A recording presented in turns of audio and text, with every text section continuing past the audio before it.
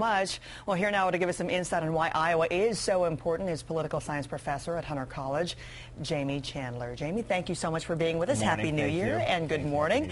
All right, so it boils down to this. 6 months of campaigning, 13 Republican presidential debates, millions of dollars focus on Iowa. But here's the thing. It's not really going to determine who the nominee is going to be. I mean, we know it sets the tone, it sets the pace, and is that all?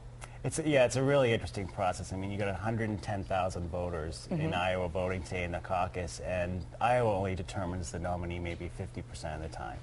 So why so much focus? I know it is the first out of out of all the contests here with primaries and caucuses, but everybody is watching. Everybody is watching to know. But everything could change between now and November. Oh, it's going to change between now and next week. Yeah, New Hampshire, between Iowa, but.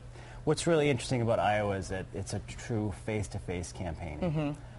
When you go to a caucus, people actually stand up and speak for you and try to convince each other to vote for the candidate. Which is what we're hearing all the candidates are doing as we take a look at Mitt Romney. Speaking of Mitt Romney, it's interesting here. He's the front runner with the Iowa caucus, but he barely even showed up. His money was there with ads, but he physically wasn't really there. Right, he made 2 appearances in the past 3 months. Rick Santorum spent the entire 8 months living and visiting all 99 counties of Iowa. Right. It explains why he's doing so well. It does explain that surge, but as far as the undecided in Iowa, it really is kind of anybody can take all it. 41% undecided there in Iowa. That's a huge number. Yeah, it's a very dynamic race right now, and Romney hasn't connected with the evangelical Christians. I think that's the biggest reason why it's settling out the way it is. I know you mentioned Rick Santorum as far as a flavor of the month, so to speak. At one point, all of these candidates have been front runners, and now we've seen like Bachmann and Gingrich, trailing in the polls. Do you think Rick Santorum, now that he's peaking, is because, and when it comes to the ads and negative ads,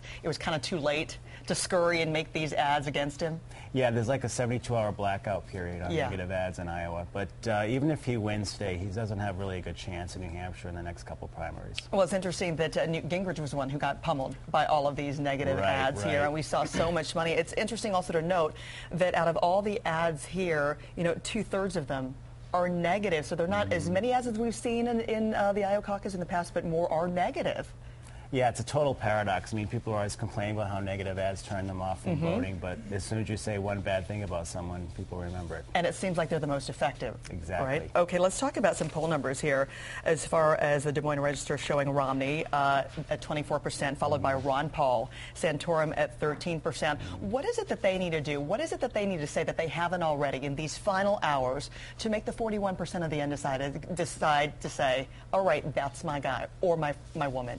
Yeah, they're just going to have to really get out there and make some real good connections with the voters today and just make sure that people remember them when they go to the caucus tonight. The biggest thing for Santorum will try to emphasize that it's not electability, which is Romney's message, but more being a true social conservative. And Ron Paul really wants to bring about a change in the Republican Party. But in some may say in extreme ways. Right. Well, yeah, that's the other thing. But it's within the Iowa voters, that's typically how it turns out. Can you call it real quick? Who do you think is going to take Iowa? I think Ron Paul will take it by a very short lead, and Mitt Romney and Rick Santorum will jockey. Well, we will see how that goes. Professor Chandler, thank you so much. I know you'll be here tomorrow to break it all down for us. Thank you for your insight. It is 7:17 on this Tuesday morning.